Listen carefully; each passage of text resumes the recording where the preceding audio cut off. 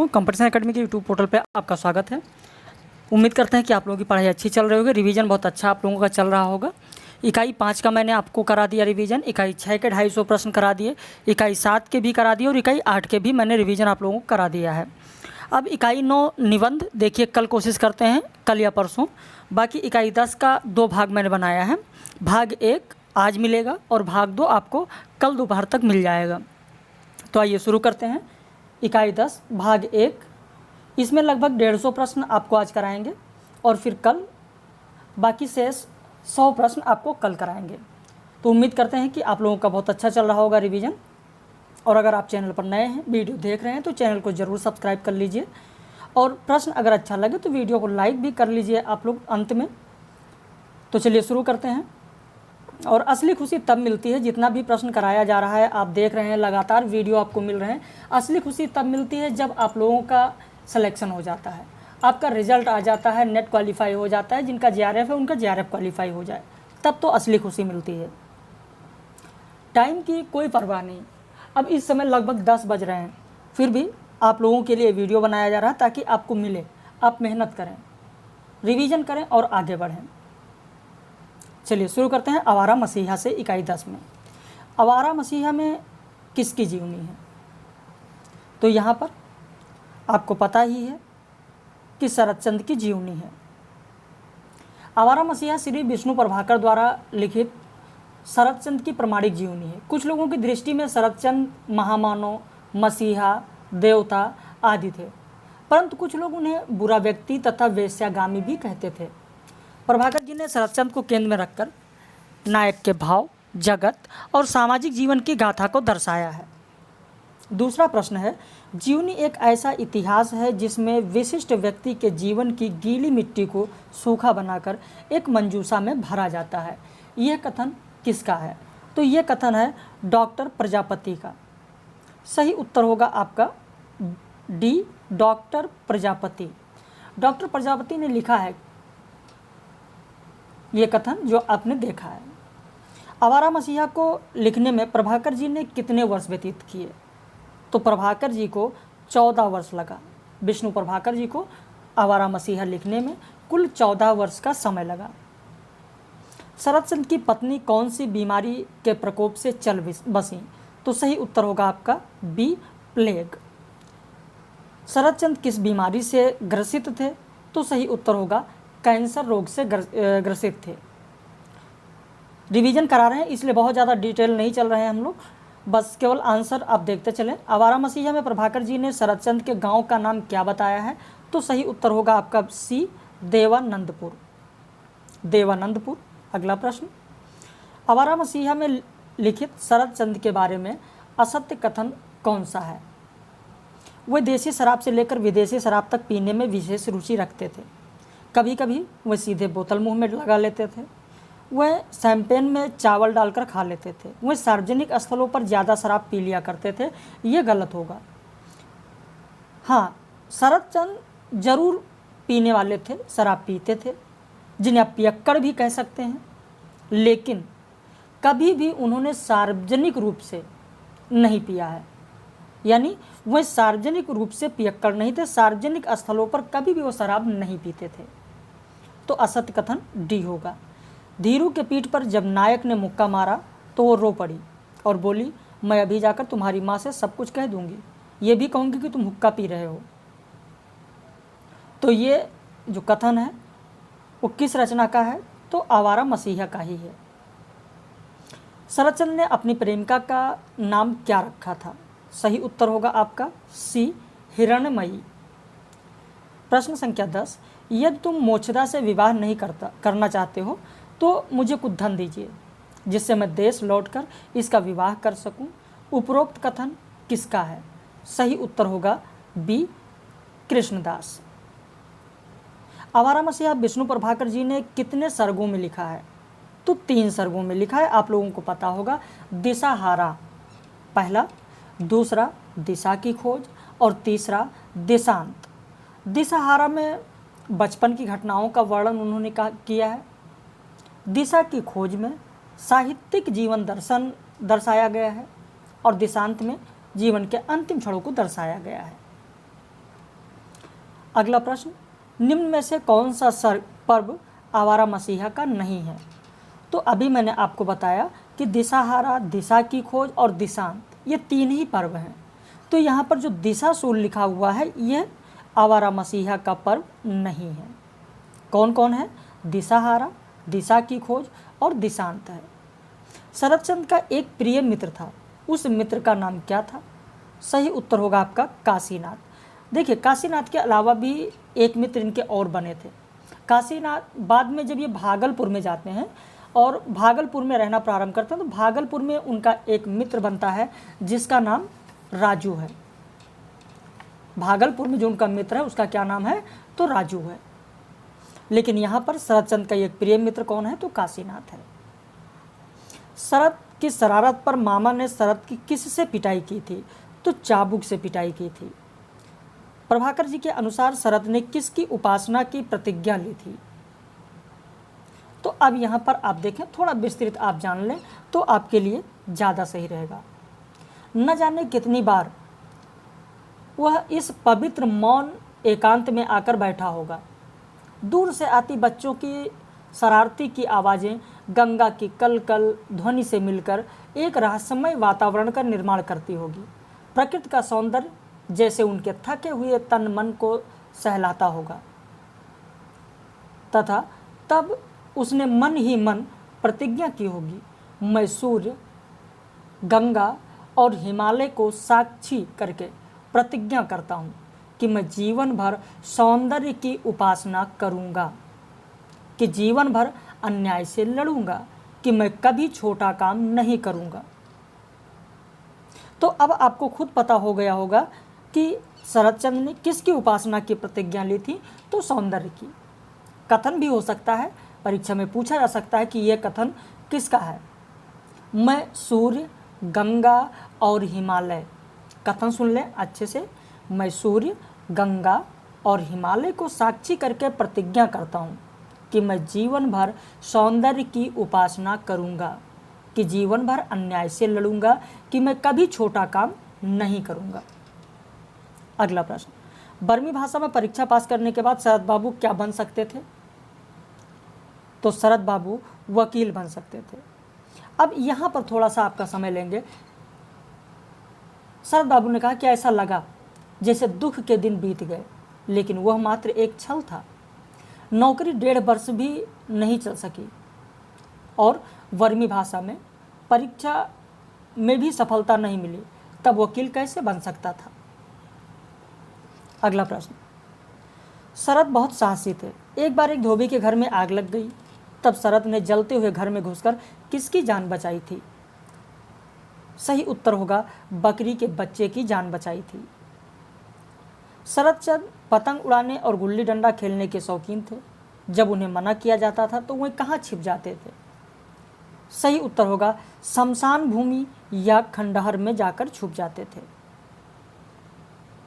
शरद बाबू अपने किस पालतू पक्षी का नाम बाटू बाबा रखा था? सही उत्तर होगा नूरी।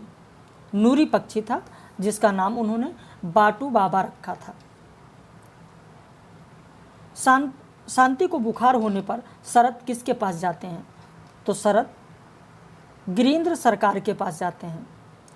जब शांति को बुखार होता है तो शरद किसके पास जाते हैं? तो गिरीन्द्र सरकार के पास जाते हैं। अब इसके बाद अगली प्रश्नोत्तरी की ओर हम लोग चलते हैं, लेकिन अगले प्रश्न की ओर चलने से पहले आप एक चीज़ ध्यान दें। अगर आपने अभी तक वीडियो को लाइक नहीं किया है तो वीडियो को लाइक कर लें। जिस तरीके से आपको प्रश्न दिया जा रहा है शायद और अन्य किसी जगह पर आपको ऐसा वीडियो और इतने डिटेल से शायद ना मिले। दूसरी चीज़, एक और सूचना आपको देनी, फिर हम लोग आगे बढ़ रहे हैं। बस मुश्किल से 30 सेकंड का आपका समय लेंगे। हमारे यहाँ यूजीसी नेट के 4 बैच चल रहे थे, चारों का हो गया सिलेबस, उनका भी रिवीजन चल रहा है। रिवीजन परीक्षा के 15 दिन पहले, हम हर परीक्षा के 15 दिन पहले वीडियो को सभी के लिए खोल देते हैं, पब्लिक कर देते हैं। अब हमारा जो नया बैच शुरू होगा वो 1 अक्टूबर से होगा। यूपी टीजीटी पीजीटी का भी बैच होगा और साथ में यूजीसी नेट का भी होगा। 25 सितंबर से एडमिशन प्रारंभ हो जाएंगे और 1 अक्टूबर से नया बैच आपको मिलेगा। यदि आपके जो मित्र हैं कोई करना चाहता है तो इस दिए गए नंबर पे, जो नंबर लिखा है ऊपर, उस नंबर पर संपर्क कर लें, फ़ोन कर लें, व्हाट्सएप कर लें और आपको सारी डिटेल बता दी जाएगी। चलिए शुरू करते हैं। अगला प्रश्न, निम्न में से कौन सी रचना भारतेंदु की नहीं है? तो यहाँ पर सही उत्तर होगा गया यात्रा। गया यात्रा भारतेंदु की नहीं है, बालकृष्ण भट्ट की रचना है। बाकी रचनाएं सरयू पार की यात्रा, मेहदावल की यात्रा, लखनऊ की यात्रा, ये सारी भारतेंदु जी की हैं, लेकिन गया यात्रा बालकृष्ण भट्ट की है। हमारी यात्रा किस पत्रिका में प्रकाशित हुई थी? देखिए, हमारी यात्रा है किसकी, ये भी आपके लिए ज़रूरी है जान लेना।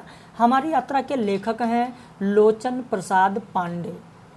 आप अगर लिखना चाहें तो लिख लें, लोचन प्रसाद पांडे हैं। और यह इंदु पत्रिका में 1915 ईस्वी में प्रकाशित हुई थी। देखिए, इसमें बहुत सारी चीज़ें नहीं लिखी हुई हैं, फिर भी मैं आपको बताते चल रहा हूँ ताकि अगर कभी प्रकाशन वर्ष पूछ लिया जाए तो भी आप कर सकें। हमारी यात्रा है किसका? तो लोचन प्रसाद पांडे का है। अगर कभी मिलान के लिए आए तो भी आप कर सकें। तो इस तरीके से इन सारी चीज़ों को आप सुनते चलें। वीडियो को जब अच्छे से सुनेंगे तो आपको याद हो जाएगा चीज़ें। यात्रा वृत्तांत के लेखक एवं यायावर के रूप में किस लेखक की प्रसिद्धि है? सही उत्तर होगा पंडित राहुल सांकृत्यायन। वे पंडित राहुल सांकृत्यायन पक्के घुमक्कड़ थे। उनके जीवन का बड़ा भाग घूमने फिरने में व्यतीत हुआ। उन्होंने बहुत सारी यात्रा वृत्तांत लिखी है। जैसे आप जानते होंगे, तिब्बत में 1.25 वर्ष, मेरी यूरोप यात्रा, मेरी तिब्बत यात्रा, घुमक्कड़ शास्त्र, श्रीलंका की यात्रा, मेरी लद्दाख यात्रा, रूस में 25 मास, जापान की यात्रा। तो ये सारी यात्रा वृत्तांत उन्होंने लिखा है। मैं इसलिए कह दे रहा हूँ, बता दे रहा हूँ ताकि आपके दिमाग में आ जाए और चीज़ें आपका रिवाइज हो जाए। निम्न में से कौन सी रचना अज्ञेय की नहीं है? तो यहाँ पर लंदन का यात्री अज्ञेय की रचना नहीं है, बल्कि भगवान दास वर्मा का यात्रा वृत्तांत है। ध्यान रहे आपको, लंदन की यात्रा बहुत ही महत्वपूर्ण है, ध्यान रखिएगा। लंदन का यात्री भगवान दास वर्मा का यात्रा वृत्तांत है। बाकी अरे आयावर रहेगा, याद, एक बूंद, सहसा उछली, वसंत का अग्रदूत, ये सब अज्ञेय का है। निम्न में से कौन सा सुमेलित नहीं है? प्रश्न संख्या 5 देखें तो कितना अकेला आकाश, कितना अकेला आकाश हिमांशु जोशी का नहीं है, नरेश मेहता का है। यही सुमेलित आपका नहीं है। उड़ते चलो रामवृक्ष बेनीपुरी का है। तना हुआ इंद्रधनुष रामदरस मिश्र का है। धरती लाल गुलाबी चेहरे कन्हैया लाल नंद का है। लेकिन कितना अकेला आकाश नरेश मेहता का है, हिमांशु जोशी का नहीं है। हिमांशु जोशी का यात्रा वृत्तांत है, आपको याद होगा, यातना शिविर में पूछा जाता है। हिमांशु जोशी का अगर कहा जाए तो याद रखना आप, यातना शिविर में हिमांशु जोशी का है। प्रश्न संख्या 6, निम्न में से कौन सा यात्रा वृत्तांत रामदरस मिश्र का नहीं है? तो यहाँ पर आंखों देखा पाकिस्तान रामदरस मिश्र का नहीं है। बाकी भोर का सपना, तना हुआ इंद्रधनुष, पड़ोस की खुशबू, ये सब किसका है? तो रामदरस मिश्र का है। लेकिन आंखों देखा पाकिस्तान कमलेश्वर का है। आप लिख लें, आंखों देखा पाकिस्तान कमलेश्वर का है। निम्न में से कौन सा यात्रा वृत्तांत रामदरस मिश्र का नहीं है? रामदरस मिश्र का नहीं है।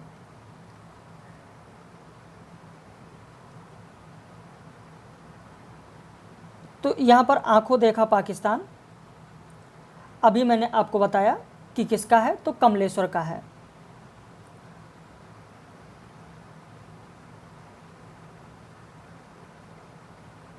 हाँ, इस प्रश्न को जरा सही कर लीजिएगा।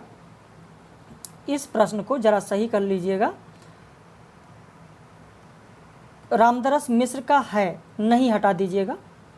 आंखों देखा पाकिस्तान, ये तो आपको पता ही है, अभी मैंने बताया कमलेश्वर का है। साथ ही साथ परतों के बीच की अगर बात करें तो गोविंद मिश्र का है। और यहाँ पर ये प्रश्न गलत हो गया है, इसको हटा दीजिएगा। इस प्रश्न को हटवा दे रहे हैं क्योंकि खंडित यात्राएं और कश्मीर रात के बाद ये भी रामदरस मिश्र का है और यहाँ 2 रचनाएं दूसरी की हैं, तो इसको आप हटा दीजिएगा। इस प्रश्न को हटवा दे रहे हैं, ध्यान रखिएगा क्योंकि मानवीय गलती हो जाती है लिखने में। गोरी नज़रों में हम यात्रा वृत्तांत किसका है? प्रश्न संख्या 8 देखें, गोरी नज़रों में हम यात्रा वृत्तांत किसका है? तो सही उत्तर होगा प्रभाकर माचवे। गोरी नज़रों में हम किसका है? तो प्रभाकर माचवे का है, डी उत्तर आपका होगा। जबकि आप जानते हैं डॉक्टर नगेंद्र का बहुत चर्चित अप्रवासी की यात्राएं रचना बहुत चर्चित है। निर्मल वर्मा का भी आप जानते ही बहुत चर्चित चिड़ों पर चांदनी पूछा जाता है। मोहन राकेश का आखिरी चट्टान तक बहुत ही महत्वपूर्ण है, पूछा जाता है। तो ये सारी रचनाएं आपको ध्यान में रखनी है। निम्न में से कौन सा सुमेलित नहीं है? तो यहाँ पर गया यात्रा बालकृष्ण भट्ट, विलायत यात्रा प्रताप नारायण मिश्र, मेरी कैलाश यात्रा ये गलत होगा। मेरी कैलाश यात्रा की अगर बात करें तो कन्हैयालाल मिश्र का नहीं है, आप जानते हैं सत्यदेव परिव्राजक का है। सत्यदेव परिव्राजक का है। मेरी जर्मन यात्रा सत्यदेव परिव्राजक, ये भी आपका सही है। रूसी सफरनामा किसका यात्रा वृत्तांत है? तो सही उत्तर होगा आपका बलराज साहनी। रूसी सफरनामा किसका है? तो बलराज साहनी का है। प्रश्न संख्या 10। पृथ्वी प्रदक्षिणा की बात करें तो यह यात्रा वृत्तांत किसका है? तो शिव प्रसाद का है, शिव प्रसाद गुप्त। पृथ्वी प्रदक्षिणा ये पूछा गया है, आप लोगों को याद होगा। पृथ्वी प्रदक्षिणा शिव प्रसाद गुप्त का है। मेरी यूरोप यात्रा जो कि पत्रात्मक शैली में लिखा गया यात्रा वृत्तांत है, इसमें लेखक पत्र किसके लिए लिखता है? तो लेखक इसमें पत्र अपनी पुत्री के लिए लिखता है। सही उत्तर हो जाएगा 12 का ए, पुत्री। मेरी तिब्बत यात्रा के प्रथम खंड में लेखक कितने दिन ल्हासा में रहने की बात करता है? तो 2 माह 11 दिन। ध्यान रखना, 2 माह 11 दिन। मेरी तिब्बत यात्रा में लेखक किस ग्रंथ को मुद्रित होने के लिए भेजता है तथा योगिनी डाकिनी के मुल्क में शराब के बोतल लुढ़कने की बात करता है? सही उत्तर होगा आपका विनय पिटक। चीन में 13 मास यात्रा वृत्तांत के लेखक कौन हैं? सही उत्तर होगा आपका गदाधर सिंह। चीन में 13 मास, गदाधर सिंह। स्वामी मंगलानंद की मॉरिशस यात्रा किस पत्रिका में प्रकाशित हुई थी? बहुत ही महत्वपूर्ण प्रश्न आपके लिए है, ध्यान रखना इस प्रश्न को। मर्यादा पत्रिका में प्रकाशित हुई थी स्वामी मंगलानंद की मॉरिशस यात्रा। निम्न में से कौन सी यात्रा वृत्तांत कवि वचन सुधा में प्रकाशित नहीं हुई थी? तो यहाँ पर सही उत्तर होगा आपका गया यात्रा।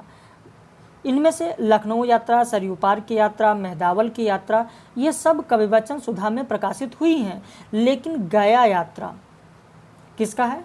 पता है आप लोगों को? बालकृष्ण भट्ट का है। गया यात्रा बालकृष्ण भट्ट जी का है और ये हिंदी प्रदीप में प्रकाशित हुई थी, ना कि कवि वचन सुधा में। तो आपको पता होगा गया यात्रा है किसका? बालकृष्ण भट्ट का। किस में प्रकाशित हुई? तो हिंदी प्रदीप में प्रकाशित हुई। बाकी ये जो शेष 3 आप देख रहे हैं, ये 3 रचनाएं कवि वचन सुधा में प्रकाशित हुई थी। समय के पांव रेखा चित्र किसका है? तो माखनलाल चतुर्वेदी का। ये भी आप लोग जानते ही होंगे, बहुत साधारण सा प्रश्न है। निम्न में से कौन सा रेखा चित्र श्रीराम शर्मा का नहीं है? तो यहाँ पर सही उत्तर होगा डी, दीप जले शंख बजे कन्हैयालाल मिश्र प्रभाकर का है। श्रीराम शर्मा के किस रेखाचित्र संग्रह में अपमानजनक मृत्यु रेखाचित्र है? तो सही उत्तर होगा प्राणों का सौदा। सही उत्तर होगा आपका बी, प्राणों का सौदा। अब इसके बाद अगले प्रश्न की ओर आते हैं। श्रीराम शर्मा के लिए किसने कहा कि शर्मा जी का राइफल का निशाना जितना अचूक है उतना ही उनका भाषा भी है, वो सीधे पाठक के हृदय में प्रवेश कर जाती है? तो ये कहा था पदम सिंह शर्मा ने। सही उत्तर होगा आपका पहला, पदम सिंह शर्मा। बापू की कुटिया में रेखाचित्र रामवृक्ष बेनीपुरी के किस रेखाचित्र संग्रह में है? तो सही उत्तर होगा मील के पत्थर। ये भी बहुत ही महत्वपूर्ण है, इसे भी आप ध्यान रखिएगा। बापू की कुटिया में रेखाचित्र किस रामवृक्ष बेनीपुरी के किस रेखाचित्र संग्रह में है? तो यहाँ पर उत्तर होगा आपका मील के पत्थर। निम्न में से कौन सा रेखाचित्र मील के पत्थर में संग्रहित नहीं है? तो यहाँ पर हो जाएगा रोटी और शराब, एक भारतीय आत्मा, भूख और कला, कथा के जादूगर, दिवाली फिर आ गई सजनी। तो यहाँ पर उत्तर होगा आपका उपरोक्त सभी। डी उत्तर होगा उपरोक्त सभी। मील के पत्थर रेखाचित्र में कितने रेखाचित्र संग्रहित हैं? तो सही उत्तर होगा आपका सी, 15। प्रश्न संख्या 25, बेनीपुरी की माटी की मूर्तें रेखाचित्र संग्रह के बारे में किसने कहा है कि लोग माटी की मूर्तें बनाकर सोने के भाव बेचते हैं, पर बेनीपुरी सोने की मूर्तें बनाकर माटी के भाव बेचते हैं। ये बहुत ही महत्वपूर्ण प्रश्न है आपके लिए, इसे बिल्कुल आप ध्यान रखिएगा, कहीं पर भी ये मिस ना हो, इस चीज़ का आपको ध्यान रखना है। लोग माटी की मूर्तें बनाकर सोने के भाव बेचते हैं, पर बेनीपुरी सोने की मूर्तें बनाकर माटी के भाव बेचते हैं, मैथिली शरण गुप्त ने कहा है। पथ के साथी रेखाचित्र संग्रह में किस साहित्यकार का रेखाचित्र है? तो सही उत्तर होगा पथ के साथी में जो रेखाचित्र संग्रह है, इसमें ये जितने साहित्यकार दिए गए हैं इन सभी साहित्यकारों का रेखाचित्र संग्रहित है। सुमित्रानंद पंत के ऊपर भी है, सियाराम शरण गुप्त के ऊपर भी है, निराला के ऊपर भी लिखा गया, जयशंकर प्रसाद के ऊपर लिखा गया और रविन्द्रनाथ ठाकुर के ऊपर भी लिखा गया। आपका सही उत्तर होगा उपरोक्त सभी। स्मारिका रेखाचित्र संग्रह में कौन रेखाचित्र नहीं है? तो यहाँ पर सही उत्तर होगा आपका डी, सुभद्रा कुमारी चौहान, क्योंकि पथ के साथी में है। सुभद्रा कुमारी चौहान का रेखाचित्र पथ के साथी में है। ठाकुरी बाबा रेखाचित्र में यह कथन किसका है कि हम मर जाब तो इनकर का हुई, कौन बनाई खियाई? तो यह कथन भक्तिन का है। सही उत्तर होगा ए, भक्तिन का है। अब इसके बाद आइए आगे बढ़ते हैं और प्रश्नों की ओर। निम्न में से कौन सा सुमेलित नहीं है? माटी की मूर्तें राम वृक्ष बेनीपुरी आप जानते ही हैं, सही है। ठकुरी बाबा महादेवी वर्मा का, ये भी सही है, आप जानते हैं। मुर्दहिया तुलसीराम का है, आपके पाठ्यक्रम में है। प्रेमचंद घर में आपके पाठ्यक्रम में है, लेकिन आगे विष्णु प्रभाकर लिखा है, इसलिए सुमेलित नहीं है, क्योंकि शिवरानी देवी का है और ये 1944 में लिखी गई जीवनी है प्रेमचंद घर में। निम्न में से कौन सा सुमेलित नहीं है? प्रश्न संख्या 2 देखें। एक कहानी ये भी कृष्णचंद्र, गलत है, क्योंकि एक कहानी ये भी मनु भंडारी का है। किसका है? मनु भंडारी का है। आवारा मसीहा विष्णु प्रभाकर। अपोहदरी रमणिका गुप्ता। क्या भूलूं क्या याद करूं हरिवंश राय बच्चन। निम्न में से कौन सा सुमेलित नहीं है? भोलाराम का जीव हरिशंकर परसाई। जामुन का पेड़ मुक्तिबोध, गलत, क्योंकि आपके पाठ्यक्रम में है, ये तो गलत हो ही नहीं सकता, आपके लिए आपको याद ही होगा कृष्णचंद्र का है जामुन का पेड़। संस्कृति के 4 अध्याय दिनकर, अरे आयावर रहेगा याद अज्ञे।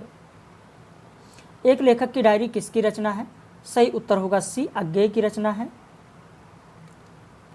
मेरी तिब्बत यात्रा किसकी रचना है? पंडित राहुल सांकृत्यायन का है।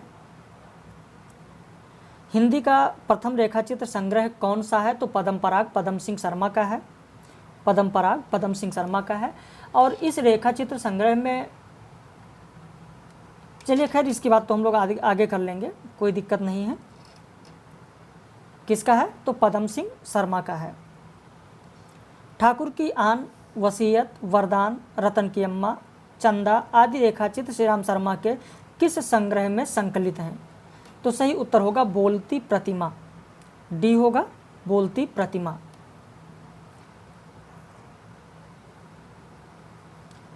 इसके अलावा श्री राम शर्मा की बात करें तो बोलती प्रतिमा, प्राणों का सौदा, जंगल के जीव, वह जीते कैसे हैं, ये सब जो संग्रह है वो श्री राम शर्मा का है। श्री राम शर्मा के और भी संग्रह के नाम आप लिख सकते हैं, बोलती प्रतिमा, प्राणों का सौदा, जो सामने विकल्प दिया गया है वो जीते हैं, जंगल के जीव, तो ये चारों किसके हैं? श्री राम शर्मा के हैं। ठाकुरी बाबा महादेवी वर्मा के किस रेखाचित्र संग्रह में है? तो ठाकुरी बाबा की बात करें तो ये अब यहाँ पर थोड़ा सा आपका समय लेंगे, खैर बहुत ज़्यादा समय नहीं, लेकिन थोड़ा सा प्रश्न संख्या 8 में समय लेंगे, क्योंकि महादेवी वर्मा से यहाँ पर प्रश्न पूछे जाते हैं। अतीत के चलचित्र, सबसे पहले अतीत के चलचित्र की अगर बात करें तो अतीत के चलचित्र का प्रकाशन 1941 ईस्वी में हुआ। इसमें 11 रेखाचित्र हैं, जैसे रामा, बिंदा, बिट्टो, घीसा, अलोपी, बदलू आदि हैं। वहीं स्मृति की रेखाएं, अगर इसकी बात करें, महादेवी वर्मा का रेखाचित्र संग्रह स्मृति की रेखाएं बात करें तो इसका प्रकाशन 1947 ईस्वी में। यहाँ पर वर्ष इसलिए बता रहे हैं क्योंकि ये रचनाएं जो चारों यहाँ पर लिखी हुई हैं, आपको पता है कि कालक्रमानुसार भी पूछी जाती हैं, इसलिए ये बता रहे हैं ताकि परीक्षा में अगर प्रश्न आए तो आपका गलत ना हो।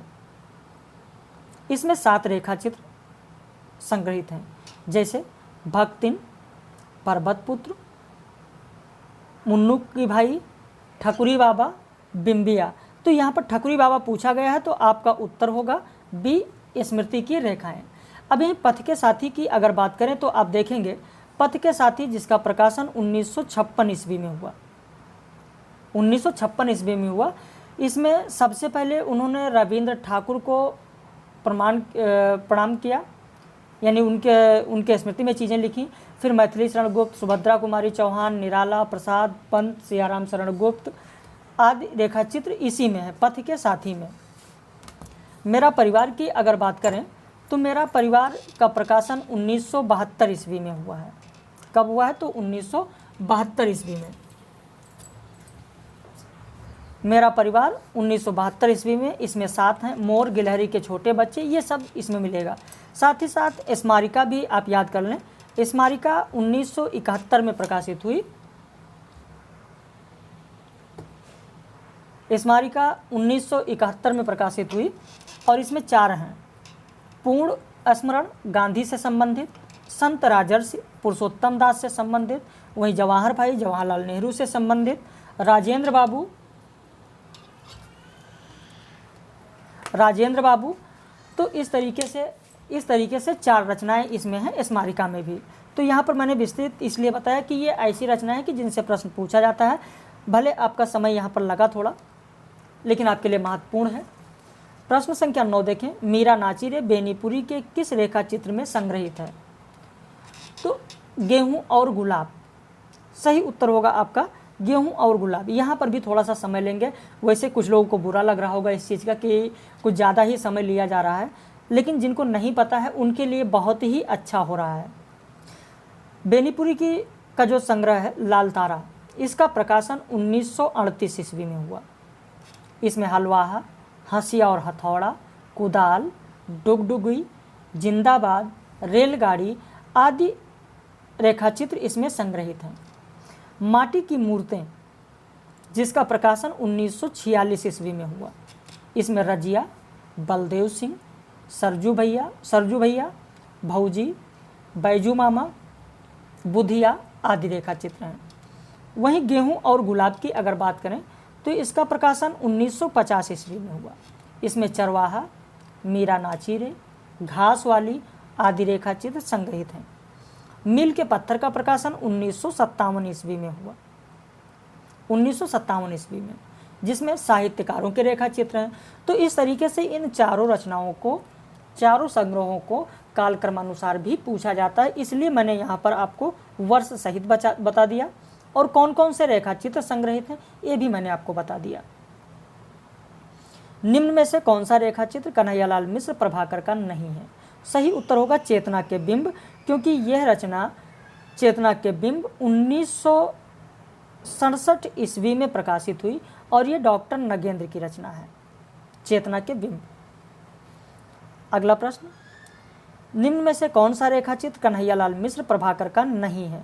सही उत्तर होगा रेखाएं बोल उठी, जिसका प्रकाशन 1949 ईस्वी में हुआ और यह देवेंद्र सत्यार्थी का है। निम्न में से कौन सा सुमेलित नहीं है? प्रश्न संख्या 12। तो यहाँ पर सही सुमेलित नहीं है अमिट रेखाएं।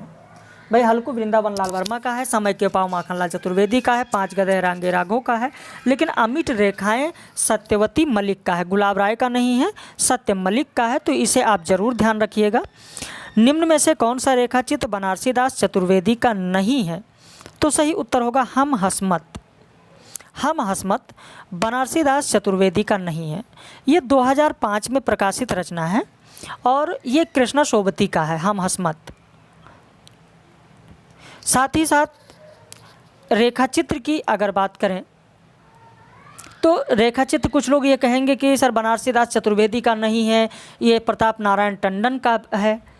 तो मैं आपको बता दूं, रेखाचित्र नाम से प्रताप नारायण टंडन ने भी लिखा है और बनारसी दास चतुर्वेदी ने भी लिखा है। तो आप कंफ्यूज ना हो। देखिए जहाँ पर थोड़ा सा कंफ्यूजन होता है आप लोगों को हो सकता है, वहाँ पर मैं खुद बता देता हूँ, लेकिन हो सकता है मानवीय गलती कहीं पर हो जाए, वो अलग की बात है। अल्मोड़े का बाजार रेखाचित्र किस रेखाचित्र संग्रह में संकलित है? तो यहाँ पर सही उत्तर होगा आपका पुरानी स्मृतियाँ। पुरानी स्मृतियाँ, सही उत्तर होगा पुरानी स्मृतियाँ। नए स्केच, पुरानी स्मृतियाँ नए स्केच प्रकाश चंद्र गुप्त का है, आप जानते हैं, जिसमें ताई, गांव की सांझ, अल्मोड़े का बाजार, रानी खेत की रात, कुली, इक्के वाला, पीपल, लेटर बॉक्स आदि रेखा चित्र संग्रहित हैं। जहाँ तक बात रेखा और रंग की है तो विनय मोहन शर्मा का है। रेखा और रंग विनय मोहन शर्मा का है, जिसका प्रकाशन 1955 ईस्वी में हुआ। इसमें नगर बसाई गई, मालिक, बदलू धोबी, जग्गू काका आदि रेखाचित्र संकलित हैं। और यहाँ पर ये जो दोनों देख रहे हैं आप, मंटो मेरा दुश्मन, रेखाएं और चित्र, रेखाएं और चित्र 1955 में प्रकाशित हुई। मंटो मेरा दुश्मन 1956 में प्रकाशित रचना उपेंद्र नाथ अश्क का है। प्रश्न संख्या 15, निम्न में से कौन सा सुमेलित नहीं है? तो यहाँ पर डी सुमेलित नहीं है। विराम चिन्ह लंका महाराजन ओंकार शरद का है, मैं भूल नहीं सकता कैलाशनाथ काटजू का है, धुंधले चित्र महेंद्र भटनागर का है, लेकिन विराम चिन्ह रामविलास शर्मा का है। रामविलास शर्मा का है, जगदीश चंद्र माथुर का नहीं है। जगदीश चंद्र माथुर का आप जानते होंगे 10 तस्वीरें, जिन्होंने जीना जाना, तो वो सब जगदीश चंद्र माथुर का है। विराम चिन्ह और साथ ही साथ पंचरत्न भी कभी कभी पूछ लिया जाता, तो विराम चिन्ह, पंचरत्न, ये सब रामविलास शर्मा का है। मनु भंडारी के बारे में अब आइए कुछ प्रश्नों की बात कर लेते हैं मनु भंडारी के बारे में, और बहुत ज़्यादा खैर समय यहाँ पर आपसे नहीं लेंगे। लेखिका के एक कहानी यह भी जो मनु भंडारी का है उससे संबंधित प्रश्न। लेखिका के पिता का स्वभाव में शक्की बनने का कारण क्या था? पहला बी उत्तर होगा, अपनों की कृतज्ञता, तो यहाँ पर एक का हो जाएगा बी। लेखिका की माँ के प्रति उसके पिता के क्रोध का कारण क्या था? तो अधूरी इच्छाएं और प्रतिष्ठा गिरने का भय, यानी आपका उत्तर होगा डी। पिता के व्यक्तित्व में सकारात्मक पहलू न रहने के पीछे क्या कारण था? निरंतर पुस्तक पुस्तिकाओं का अध्ययन, या फिर समाज सुधार के कार्यों में रुचि, या आर्थिक स्थिति और अहंकार, या नवाबी आदतें और पत्नी के प्रति क्रोध? तो सही उत्तर होगा सी, आर्थिक स्थिति और अहंकार। देखिए, जब आर्थिक स्थिति सही नहीं होगी तो सकारात्मक पहलू नहीं आ सकता है, कोई भी व्यक्ति होगा। तो यहाँ पर पिता के व्यक्तित्व में सकारात्मक पहलू न रहने के पीछे क्या कारण था? तो आर्थिक स्थिति और अहंकार। विस्फारित अहम का अभिप्राय क्या है यहाँ पर?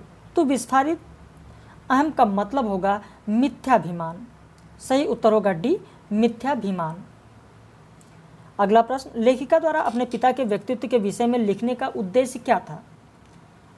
उनका गौरवगान करना, या उनके गुण दोषों की चर्चा करना, या अपने व्यक्तित्व की संरचना में उनका प्रभाव, या उनके व्यक्तित्व के विभिन्न रूपों का बखान?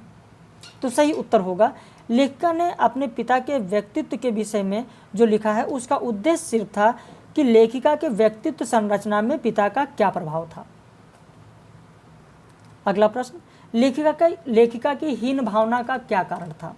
पिताजी का अनजाना अनचाहा व्यवहार, पिताजी का क्रोधी तथा शक्की स्वभाव, लेखिका का रूप रंग तथा बहन से तुलना, गोरी स्वस्थ तथा हंसमुख बहन? नहीं, लेखिका की हीन भावना का कारण था लेखिका का रूप रंग और बहन से उसकी तुलना। यही लेखिका के हीन भाव का कारण था। प्रश्न संख्या 7, लेखिका के मन में उपजी हीन भावना का क्या परिणाम हुआ? अगर बहन से बार बार उसकी तुलना की जा रही है, उसका रंग सही नहीं है, बार बार कहा जा रहा है, तो इसका क्या परिणाम हुआ? इसका क्या असर पड़ा लेखिका पर? साहित्यिक चिंतन बाधित हुआ, या स्वास्थ्य और गतिविधियाँ प्रभावित हुई, या उपलब्धि और प्रतिष्ठा के बाद भी आत्मविश्वास न रहा, या पिता के प्रति व्यवहार सराहनीय न रहा? सही उत्तर होगा आपका सी। लेखिका के मन में जो हीन भावना उपजी उसका परिणाम यह हुआ कि उपलब्धि और प्रतिष्ठा के बाद भी उसे आत्मविश्वास नहीं रहा। लेखकीय उपलब्धियों में के प्रशंसा के क्षणों में भी लेखिका के अतिशय संकोच का क्या कारण था? अभी मैंने इससे तुरंत ऊपर प्रश्न आपको बताया कि हीन भावना का प्रभाव। अगला प्रश्न, लड़की की वैवाहिक योग्यता से सिद्ध होता है कि उस परिवार की स्वतंत्र विचारधारा, पाश्चात्य विचारधारा, आधुनिक संकोच, या परंपरावादी मान्यता? तो सही उत्तर होगा आपका परंपरावादी मान्यता। लड़की की वैवाहिक योग्यता से सिद्ध होता है कि उनकी मान्यता कैसी है परिवार की, तो एक परंपरावादी मान्यता है। बड़े भाई बहन के परिवार से जाने के बाद क्या होता है? परिवार में लेखिका का महत्व बढ़ जाता है, या माता पिता से अधिक प्यार मिलने लगता है, या लेखिका को अपने अस्तित्व का बोध हुआ, या लेखिका को पाक शास्त्र पढ़ाया जाने लगा। तो यहाँ पर उत्तर होगा आपका सी, लेखिका को अपने अस्तित्व का बोध हुआ। अगला प्रश्न, लेखिका के पाक शास्त्री बनने के विषय में पिताजी का क्या मानना था? तो पिताजी का मानना था कि लेखिका को अगर पाक शास्त्री बना दिया जाए तो रसोई के काम में लड़की की योग्यता और प्रतिभा कुंद हो जाती है। लेखिका के पाकशास्त्री बनने के विषय में पिताजी का क्या मानना था? तो पिताजी का मानना था कि रसोई के काम में लड़की की योग्यता और प्रतिभा कुंद हो जाती है। प्रश्न संख्या 12, इन लोगों की छत्रछाया हटते ही कथन में इन लोगों से क्या तात्पर्य है? तो इन लोगों से तात्पर्य है भाई बहन। अभी जैसा कि मैंने ऊपर के प्रश्न में आपको बताया कि भाई बहन के जाने के बाद में लेखिका पर क्या असर पड़ा, उसका क्या परिणाम हुआ, तो यहाँ पर सही उत्तर होगा इन लोगों मतलब भाई बहन। पिताजी के साम्राज्य का फैलाव कहाँ तक था? सही उत्तर होगा ऊपरी मंजिल में स्थित उनके अध्ययन कक्ष तक, उससे बाहर वो नहीं निकलते थे, उससे बाहर उनका कोई फैलाव नहीं था। प्रश्न संख्या 14 देखें, माँ के विषय में कौन सा कथन असत्य है? असत्य पूछा गया, सत्य नहीं, असत्य। बहुत कृपण और गुस्सैल थी, पति की आज्ञाकारी थी, संतान से प्यार करती थी, अशिक्षित एवं व्यक्तित्वहीन थी। तो यहाँ पर असत्य कथन होगा डी असत्य है। बहुत कृपण और गुस्सैल थी, यह असत्य होगा। पिताजी बच्चों के किस विषय में बातें नहीं करते थे? तो घर की गरीबी में घर की जो गरीबी थी उसके बारे में, उस विषय में बच्चों से बात पिताजी कभी भी नहीं करते थे। प्रश्न संख्या 16 देखें, पिताजी को क्या शक्की बना दिया था? तो अपनों से प्राप्त जो विश्वासघात था वही पिताजी को शक्की बना दिया था। लेखिका की सीमा घर ही क्यों थी? लड़कियां डरपोक स्वभाव के कारण घर की सीमा में ही रहती हैं, या घर से बाहर का वातावरण उनके लिए असुरक्षित है, या समाज में लड़कियों का बाहर जाना ठीक नहीं माना जाता है, या पारिवारिक परंपरा के अनुसार यही नियम था? तो आपका उत्तर होगा डी, क्योंकि जो रचना में है हमको उसके अनुसार चलना है, अपने मन से कोई चीज़ें नहीं लगानी है यहाँ पर कि घर से बाहर का वातावरण उनके लिए असुरक्षित था, हमको उस स्थान पर नहीं जाना है। हमको जो रचना में दी गई है उस रचना के आधार पर प्रश्नों का उत्तर देना है। तो रचना में है कि पारिवारिक परंपरा के अनुसार यही नियम था कि लड़की घर के सीमा के अंदर ही रहे, इसीलिए लेखिका की सीमा घर ही थी। प्रश्न संख्या 18, लेखिका के भाइयों की गतिविधियों का दायरा घर के बाहर था, क्योंकि? अब भाइयों का घर से बाहर क्यों था? क्योंकि यहाँ भी परंपरा है, पारिवारिक परंपरा है। पारिवारिक परंपरा के अनुसार पुरुष को बाहर जाने की स्वतंत्रता थी, इसलिए भाइयों की गतिविधियों का दायरा घर से बाहर था। लेखिका ने माँ को व्यक्तित्वहीन क्यों कहा है? तो माँ की अपनी कोई इच्छा नहीं थी, या उनका अपना कोई स्वार्थ नहीं था, या वे परिवार के प्रति पूर्णतः समर्पित थीं, या पारिवारिक दायित्वों के निर्वाह में उनके व्यक्तित्व का विलय हो गया था। तो यहाँ पर उत्तर होगा आपका सी, क्योंकि वह परिवार के प्रति पूर्णतः समर्पित थी, इसलिए लेखिका ने माँ को व्यक्तित्व विहीन कहा है। व्यक्तित्व विहीन क्यों? क्योंकि परिवार के प्रति पूर्णतः समर्पित थी और खुद के व्यक्तित्व से उनका कोई मतलब नहीं था। इंदौर में लेखिका के पिताजी की समाज में क्या स्थिति थी? तो इंदौर में लेखिका के पिताजी की समाज में स्थिति प्रतिष्ठित, सम्मानित, प्रसिद्ध व्यक्तियों के रूप में थी। सही उत्तर होगा आपका डी। इंदौर में पिता के मान सम्मान का क्या कारण था? तो इंदौर में पिता के मान सम्मान का जो प्रमुख कारण था वो था समाज सुधारक होना, ना कि कांग्रेसी होना, संवेदनशील होना, उपदेशक होना नहीं, बल्कि समाज सुधारक होना। शिक्षा के प्रति पिता के लगाव का उदाहरण क्या था? तो अपने घर पर विद्यार्थियों को पढ़ाना। सही उत्तर होगा सी। शिक्षा के प्रति पिता के लगाव का उदाहरण है कि वह अपने घर पर ही विद्यार्थियों को बुलाकर और पढ़ाते थे। कौन सी विशेषता माँ की नहीं है? बेपढ़ा लिखा होना, सबकी सेवा करना, आवेश और क्रोध, धैर्य और सहनशीलता। तो सही उत्तर होगा आवेश और क्रोध। अभी मैंने आपको कराया भी है ऐसा प्रश्न। लेखिका के लिए उनकी माँ की त्याग भावना आदर्श क्यों नहीं बन सकी?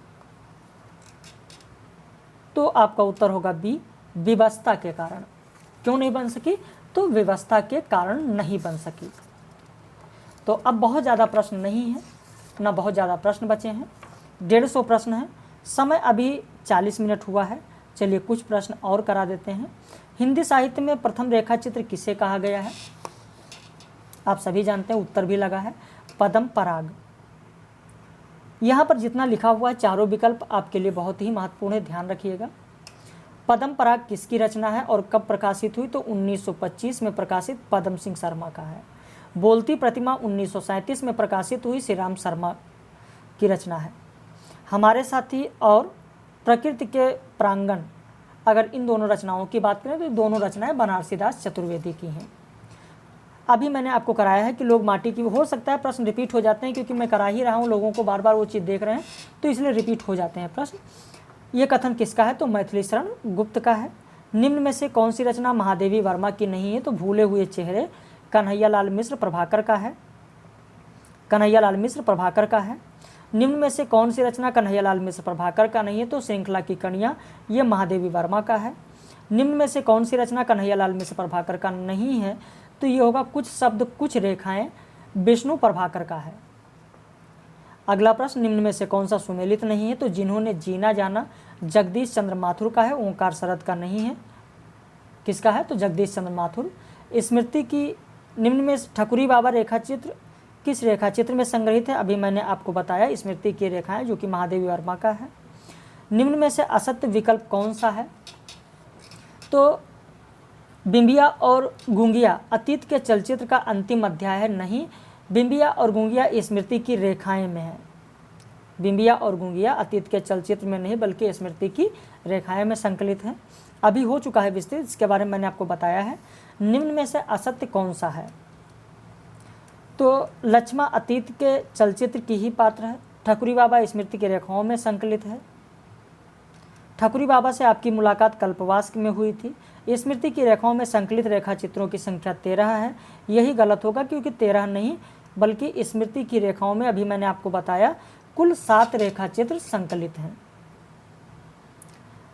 बच्चियों के आंधर धूंधर आजी हैं मालकिन, वह का बिन खियाए पियाए कसब खाई। उपरोक्त कथन किसका है? तो अतीत के चलचित्र में जो नौकरानी है साबिया, उसका कथन है। अतीत के चलचित्र में जो साबिया है उसका कथन, नौकरानी, उसका कथन साबिया का है। प्रश्न संख्या 11, महादेवी वर्मा के रेखाचित्र संग्रहों का कालक्रमानुसार सही क्रम क्या होगा? अभी मैंने आपको बताया है, पूरा आपको मैंने वर्ष भी लिखा दिया था। अतीत के चलचित्र 1941, पथ के साथी 47, अतीत के चलचित्र 1941, पथ के साथी 1956, स्मारिका 1971, मेरा परिवार 1972, स्मृति की रेखाएं 1947 हैं।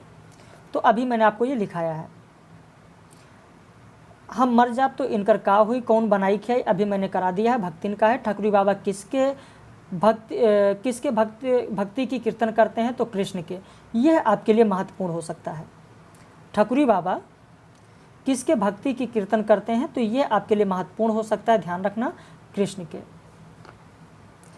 पथ के साथी रेखाचित्र संग्रह में किस साहित्यकार का रेखाचित्र नहीं है? तो प्रेमचंद अमर हो, गलत है, यही नहीं होगा, अभी मैंने आपको करा दिया है। प्रेमचंद अमर हो मील के पत्थर में बेनीपुरी का जो है उसमें संग्रहित है। पथ के साथी रेखाचित्र संग्रह में कौन सा रेखाचित्र नहीं है? मैं अभी सारी चीज़ आपको लिखा चुका हूँ।